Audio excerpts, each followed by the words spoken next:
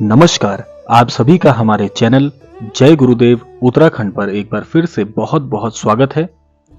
आज आपके लिए एक ऐसा अद्भुत विशेषांक लेकर आए हैं जो हमारे बहुत सारे दर्शकों के मन में प्रश्न भी रहता है और अधिकतम तौर पर हमारे पास यही प्रश्न आया जा रहा है कि महाराज जी की अद्भुत कृपा कैसे प्राप्त करें, जीवन में आगे बढ़ने के लिए कौन से नियमों का पालन करें, जीवन में कौन सी शिक्षाओं को हम लेकर चलें। तो ऐसे ही आज का विशेषांक आप सभी के लिए प्रस्तुत करने जा रहे हैं। तो आइए बिना समय व्यर्थ किए हुए लेकर चलते हैं आपको आज के अद्भुत विशेषांक की ओर।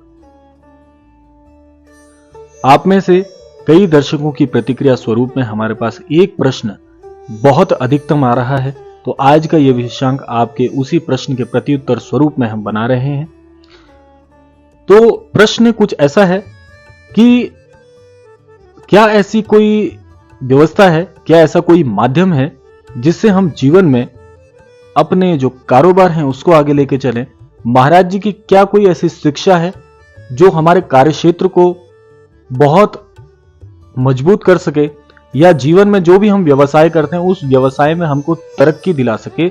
महाराज जी के क्या कुछ ऐसे अद्भुत शिक्षाएं हैं जिसको अनुसरण करने से जीवन में सफलता के नए आयाम हम सभी को प्राप्त हो सके। तो आज इसी विषय पर हम चर्चा करेंगे और मेरा ऐसा मत है, मेरा ऐसा विश्वास है कि आज के विशेषांक के बाद आपके जीवन में आने वाले इस तरह के प्रश्न स्वयं ही प्रत्युत्तर स्वरूप में आप अपने जीवन में ढालकर इसको पूरी तरह से बदल सकते हैं। महाराज जी की एक अद्भुत शिक्षा है। महाराज जी कहते हैं कि जीवन में ये कर्म प्रधान स्थान है, जिस धरा पर हम रहते हैं यहां पर बिना कर्म के कुछ नहीं मिल सकता। यह बात तो 100% सही है और इसका हम विरोध नहीं कर सकते, क्योंकि अगर हम मन में ही इच्छाएं लेकर बैठे रहेंगे कि ऐसा हमारा अमुक कार्य बन जाए, ऐसी व्यवस्था हो जाए या इस प्रकार से हमें उन्नति मिले और हम करना कुछ नहीं चाहते, तो निश्चित तौर पर आप जीवन भर असफल रहेंगे। यह कहने में मुझे बिल्कुल भी संकोच नहीं है। महाराज जी कहते हैं कि अपने कर्मों पर तो हमें ध्यान देना ही है, साथ साथ में हमें क्या करना चाहिए, कौन सा एक ऐसा उपाय है जिसको हम लेकर अपने जीवन में आगे चल सकते हैं। इसके लिए एक छोटी सी कथा मैं आपको सुनाता हूं। यह बात है कैंची धाम की। श्री कैंची धाम में एक भक्त आए हैं भट्ट जी, जो कि महाराज जी के बहुत ही अनन्य भक्त रहे हैं, महाराज जी से काफी समय से जुड़े रहे हैं और भट्ट जी महाराज जी के निरंतर दर्शन करते रहते हैं। और होता क्या है कि कैंची धाम में अब आप ये देखिए कि महाराज जी ने कैसे उनके जीवन को पूरी तरह से परिवर्तित कर दिया। भट्ट जी अपने पारिवारिक स्थिति से बहुत ही मजबूत नहीं है, उनको बहुत परेशानी आई है पूरे जीवन भर में। उन्होंने महाराज जी से कभी नहीं छुपाई ये बात, लेकिन महाराज जी की जो भक्ति है उनके मन में इतनी प्रबल रही है कि मन से वे महाराज जी से जुड़ चुके थे। तो होता क्या है कि महाराज जी के समक्ष वो जाते तो हैं, लेकिन संकोचवश वे अपने मन की बात कह नहीं पाते, इतना संकोच करते हैं। और महाराज जी जब लीला करते हैं तो आप जानते ही हैं कि महाराज जी दूसरों की मन की बात पहले ही बता दिया करते थे, लेकिन भट्ट जी के विवरण में ऐसा कुछ नहीं हुआ। महाराज जी की इच्छा थी कि भट्ट जी अपने मुख से महाराज जी से ऐसी कुछ बात कहें जो उनके मन की लालसा थी। महाराज जी ने कभी उनके मन की बात स्वयं नहीं कही, लेकिन आज का दिन उनके लिए बड़ा ही महत्वपूर्ण था।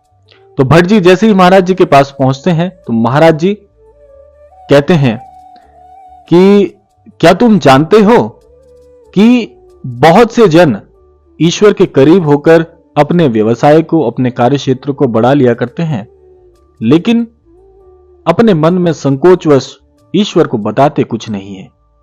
तो ऐसा कहते ही भट्ट जी आज समझ चुके थे कि महाराज जी आज मेरी भी ये जो मन में दुविधा चल रही है काफी समय से, उसको दूर करने का आज महाराज जी ने प्रबंध मजबूत किया हुआ है। तो भट्ट जी थोड़े से शर्मीले व्यवहार के व्यक्ति हैं, तो जब भी वहां पर महाराज जी के समक्ष भीड़ लगती थी भक्तों की, तो उस संकोच में कभी ऐसा माहौल बना ही नहीं कि भट्ट जी महाराज जी से अपने मन की बात कह पाए। और आप सभी जानते भी हैं, सभी का व्यवहार अलग होता है। जो शर्मीले जन होते हैं वे अपनी बात एकदम से कभी किसी के सामने नहीं रखते, लेकिन जब महाराज जी ने व्यवस्था बना दी तो फिर व्यवस्था बन गई।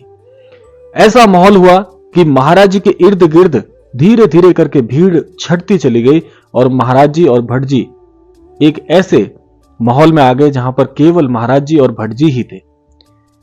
तब जब महाराज जी ने यह बात कही, उसके बाद भट्ट जी से रहा नहीं गया और महाराज जी से उन्होंने पूछ ही लिया कि महाराज जी, मैं एक छोटा सा व्यवसाय करता हूं, आप जानते ही हैं, तो उस व्यवसाय को मैं कैसे बढ़ाऊं कि मेरे परिवार का लालन पालन अच्छी व्यवस्था में हो जाए। तब महाराज जी पहले मुस्कुराते हैं और भट्ट जी को एक बात कहते हैं कि अपने मन की व्यथा हनुमान जी को क्यों नहीं कहते हो? अपने व्यवसाय में हनुमान जी को क्यों नहीं जोड़ते? अपनी आमदनी हनुमान जी से क्यों नहीं कहते? और जैसे ही यह बात वे सुनते हैं भट्ट जी, उनके मन में सारे संकोच जैसे ढह गए हों, उनके सभी प्रश्न जैसे कि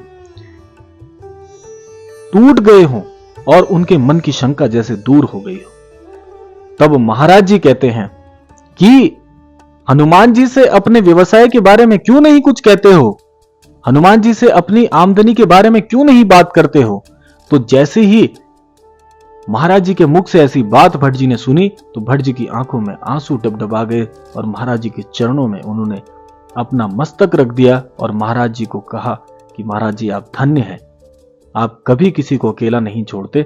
और इस प्रकार से महाराज जी ने उन भट्ट जी के सर पर, मस्तक पर हाथ रखते हुए कहा कि जाओ, हनुमान जी तुम्हारा सब भला करेंगे। ऐसा आशीर्वाद देकर भट्ट जी को विदा कर दिया। अब इस कथा से आपको क्या सीखने को मिलता है? इस कथा से हम यह बिल्कुल निश्चित तौर पर सीख सकते हैं कि महाराज जी कहते हैं कि आप जो भी व्यवसाय करते हैं, जो भी कार्य करते हैं, उसमें ईश्वर को शामिल कर लीजिए, कभी भी जीवन में ठोकर नहीं खाएंगे। देखिए, मैं एक बात यह कहना चाहूंगा कि हम जीवन में बहुत प्रयत्न करते हैं, बहुत प्रयास करते हैं।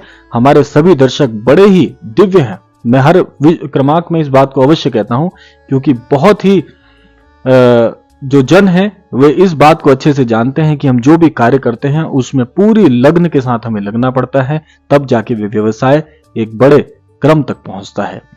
लेकिन हम सभी एक चूक जीवन में अवश्य करते हैं। ये सभी के लिए मैं नहीं कहूंगा, क्योंकि बहुत से जन हैं जो अपने व्यवसाय में ईश्वर को शामिल करके चलते हैं, जो कि एक बहुत अच्छी बात है। लेकिन आज मैं उन दर्शकों को भी संदेश देना चाहूंगा जो व्यवसाय करते हैं, किसी भी कार्य क्षेत्र से जुड़े हैं, नौकरी करते हैं या किसी भी पेशे में हैं, उस पेशे में आप ईश्वर को शामिल करिए, अपने इष्ट को आप जोड़िए। ये महाराज जी के अकाट शब्द हैं कि जैसे भट्ट जी के जीवन में महाराज जी ने प्रवेश करते हुए उनको एक सीख दी कि जीवन में ईश्वर को शामिल कर लो, जिस कार्य में आप जुड़े उस कार्य में ईश्वर को जोड़ लो, तो आप उस कार्य में कभी मार खा ही नहीं सकते। जीवन में सफलता मिलेगी, निश्चित तौर पर मिलेगी। बस आपको करना क्या चाहिए? आपको करना यह चाहिए, मैं अपना व्यक्तिगत अनुभव आपसे साझा करता हूं कि जिस भी कार्य में मैं अभी संलग्न हूं, उस कार्य में मैं महाराज जी को जोड़ लेता हूं, क्योंकि मेरे जो प्रभु, मेरे जो इष्ट हैं, मेरे जो गुरुदेव हैं, वे प्रभु श्री नीप करोरी महाराज जी हैं। तो मैं महाराज जी से अपने हर कार्य की शुरुआत करता हूं, महाराज जी के समक्ष अपनी सारी बातें कहता हूं, महाराज जी के समक्ष अपनी जो हमारी आमदनी है उसको महाराज जी के समक्ष रखता हूं। जो भी मैं कार्य करता हूं वो उसमें महाराज जी संलग्न रहते ही रहते हैं। और निश्चित तौर पर मुझे व्यक्तिगत अनुभव मेरा यह है कि मैं उस कार्य में कभी असफल नहीं होता। ये मेरा भी एक व्यक्तिगत अनुभव है। इस क्रमांक में अपने व्यक्तिगत अनुभव को जोड़ के मैं आप सभी से कहना चाहता हूं कि आप जिस भी कार्य क्षेत्र में हो, चाहे नौकरी पेशे वाले हो, चाहे अपना व्यवसाय करते हो, उसमें महाराज जी को आप जोड़ लीजिए। जितना भी आप कमाते हैं, जो भी आपकी आमदनी है, उस आमदनी में महाराज जी के साथ आप जुड़ जाइए। और मैं तो यह कहना चाहूंगा कि आप जब भी जो भी आपकी आमदनी होती है उसमें महाराज जी को भोग लगाकर महाराज जी के समक्ष उस आमदनी का विवरण महाराज जी से कहिए, स्वयं महाराज जी से कहिए। महाराज जी स्वयं सुनते हैं और उसको सुनने के पश्चात आपकी सहायता करते हैं। क्योंकि मैंने आपको पहले भी कहा था, जब तक कहेंगे नहीं तब तक होगा नहीं, इसलिए संकोच मत करिए। जिस प्रकार से एक अबोध बालक अपने माता पिता से किसी चीज को प्राप्त करने की जिद करता है, ऐसे ही अबोध बालक बन जाइए। यह सोचना आपका कार्य नहीं है कि हमारा अमुक कार्य बनेगा या नहीं बनेगा। हम कौन होते हैं ये सोचने वाले? जिसने ये कार्य दिया है, जिसने बुद्धि दी है, उसे सोचने दीजिए ना। आप क्यों जुड़ते हैं? आप ईश्वर को जोड़िए, आप महाराज जी को अपने कार्य में जोड़िए। अपने सारे कार्य की मंशाएं महाराज जी के साथ साझा करिए, फिर देखिए आपका कौन सा कार्य है जो नहीं बन सकता।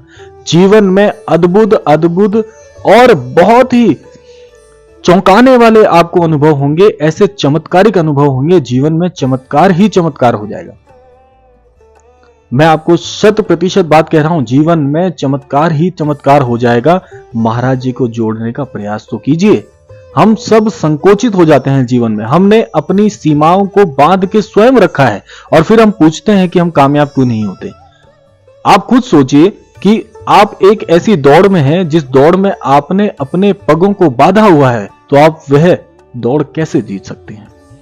बाधा कैसे है? हमने अपने अंतर मन में ही यह सोच लिया है कि हम कर ही नहीं पाएंगे। जब आप मन में कर ही नहीं पाएंगे का भाव ले आते हैं तो आप पहले ही नकारात्मक हो जाते हैं। उसके बाद चाहे कितनी सकारात्मक ऊर्जा लगा लीजिए, नहीं आगे निकल सकते आप। इसीलिए कहता हूं, महाराज जी के साथ आप सभी बातें साझा करना सीखिए।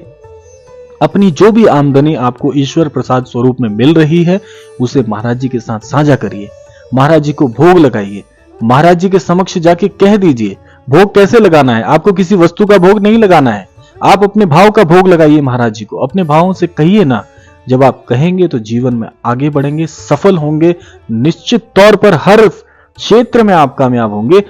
आप देखिएगा, ये मेरा व्यक्तिगत अनुभव मैंने आपसे साझा किया है। आप बिल्कुल निराश नहीं होंगे। जीवन में जब इस प्रकार से आप जुड़ेंगे तो जीवन में चारों तरफ आपको चमत्कार ही चमत्कार का अनुभव होगा।